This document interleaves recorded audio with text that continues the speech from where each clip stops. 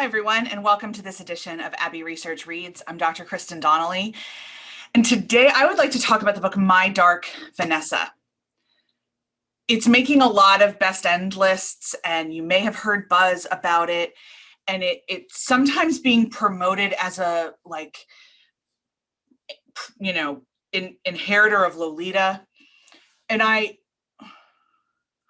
understand why there might be crass generalizations connecting this book to Lolita, not only because the character is given Lolita in the novel, but I find that to be not accurate for a host of reasons. So really quickly, My Dark Vanessa is a incredibly painful, insightful, searing masterwork in an era where we have talked a lot about sexual assault survivors. Chantel Miller's incredible Know My Name came out last year. Not only us at Abbey Research, but all the documentary producers on the planet are very fascinated with the Larry Nassar case. We've had Finding Neverland. There's lots of narratives of sexual assault victims and survivors, especially in long-term relationships where quite a lot of grooming happened. And My Dark Vanessa is entirely about that kind of relationship. So when we meet Vanessa, she's 15. She's at a very elite New England boarding school, and an English teacher takes a bit of a liking to her. And we are juxtaposed in the narrative with first-person memories of what life was like for Vanessa. The whole thing is told in Vanessa's point of view, which I think is one of the reasons it's so rich. First-person memories of the building of the relationship with her teacher, and then also present day, because in the present day, somebody has accused him, another student has come forward and accused him of sexual assault. Vanessa is being a bit hounded by a journalist to also tell her story.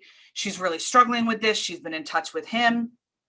We see very slowly how he earned her trust, how he convinced her that it was love. It's a lot. So overall, if you are somebody who is even remotely interested in how someone could get in this kind of relationship, if you watched, Mary Kay Letourneau and wondered what the heck the kid did, any number of things as such, and you are willing to sit with this kind of explanation and pain, I actually can't recommend this book high enough. I think it might be one of the most important empathy building reads of our time. And I think it probably would have made a little bit more buzz if it hadn't been released in 2020, just because this was not a 2020 topic, as it were. But man, is it worth your time? It took 18 years to write, and you can tell. You can tell. I'm going to get into a couple spoilers now. So if you don't want to know those, please, I'll see you in the next video.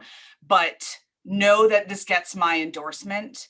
And I understand this is not for everybody. It's not a book I'm going to recommend, please rush to your independent bookseller and buy 1 million copies and give them to all your friends, like I do with some other books on this channel. But guys, this one's important. And it's a fast read. I read it in an afternoon. The prose is artfully constructed, and so you never feel whiplash in going back and forth between the two times. It's just well executed as well. So like I said, highly recommended if this is something that you're willing to sit with. And now let me get into some spoilers. I knew I was going to recommend this book before we got to the end game. I knew I was going to tell people it was worth everyone's time. I knew it was going to be something I was going to encourage people to sit with. And then I got to the ending, and it just skyrocketed the importance to me. So two major things that are wrapped up together. One is the line that Vanessa tells her therapist, "If it wasn't love, what did I build my life around?" And man, did that stop me. This girl had convinced herself, because as a coping mechanism, she had to believe the lie, and also because developmentally, when she was told the lie, it wasn't a lie, that for almost 15 years, I think longer, I think 20 really, I can't remember the exact timeline, but since she was 15 years old, this was the great love story of her life. You get little tidbits throughout the rest of the time that, like, when they met up again, it was never the same. She was too old a couple times, she says in the narrative, and that makes you go, okay. There's a couple times in the past life where you can tell she thought something was wrong. She thought something was really bad, but then that net of the myth that he created. We're in love. This is love. I've never had another girl like you. I've never loved anybody like you. You are my awakening. All these kind of language traps that he uses bring her back into the myth that he created. And then when she's sitting in that therapist's office and she realizes it's all a myth, what? The other thing is that this dude never gets his comeuppance. He realizes the writing's on the wall at one point in the story, and instead of facing any sort of justice or coming forward or offering apologies or anything else, he dies by suicide. There is no resolution in this book. And a lot of other narratives of sexual assault, especially Larry Nassar, where we really celebrate the conclusion and the victim impact statements, man, this one is a lot more normal. This one happens significantly more often, where the girl takes the fall and her whole life is upended, or the child takes the fall, or the boy takes the fall, or the man, somebody takes the fall, and their entire life is upended and shaped by this. But the perpetrator never faces any level of justice beyond any level of criminal justice or monetary justice or anything. They may live in a prison of their own making, where we kind of get an inkling that this particular individual may have done that. But right before he dies, he mails her all the evidence that he ever had of their relationship, the things he kept for 15 years, like naked Polaroids of her as a teenager, so that they would never be connected. And you can tell in the narrative that she can't tell if this is a final act of love or a final act of covering his ass. And she doesn't know how to make it both, or if it's allowed to be both or anything.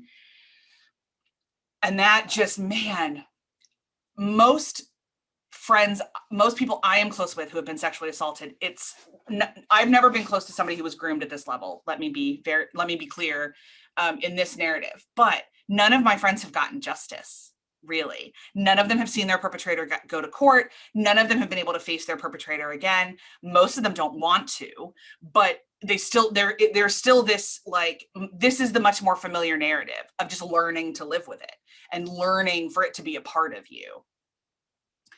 Additionally, at the end of the book, she adopts a dog.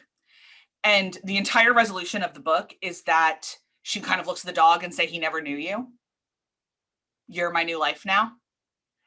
And this incredibly simple but very definitive act, I think developmentally is so important for this character, but also so important for us to realize that like rebuilding your life doesn't need to be done with a lot of intense reconstruction if you don't want it to. It really can be as simple as adopting a dog. There's a line from a Gregory Alan Isakov song that Dr. Aaron loves where I'm paraphrasing, but it's essentially like the best books are the ones that don't leave you after they end. And this one, I don't know if it will leave me for a very long time. If you read it, if you've read it, if you consider reading it, please come back here and tell me your thoughts. I read this one a bit in a vacuum. I didn't look at other reviews. I haven't looked at other reviews. Everybody else may hate this. I don't know. And I am very open to the fact that some survivors especially may not love it and be comfortable with it. As somebody who has researched this for a really long time, this resonates with a lot of stories of women I've interviewed and women who I've read their stories of, but I recognize that it might not resonate with everybody. But in terms of empathy, if this is not your story, if you are not connected to this world of grooming and child assault and sexual assault, which especially seems to happen at boarding schools and institutions, which we've been talking about on this channel and in the rest of our work, like I said, one of the most important empathy reads of recent memory to me. So that's it. Like I said, wholeheartedly recommend My Dark Vanessa, and we'll see you guys next time. Well, recommend with caveats and you get it, but we'll see you next time with another book review on Abbey Research Reads.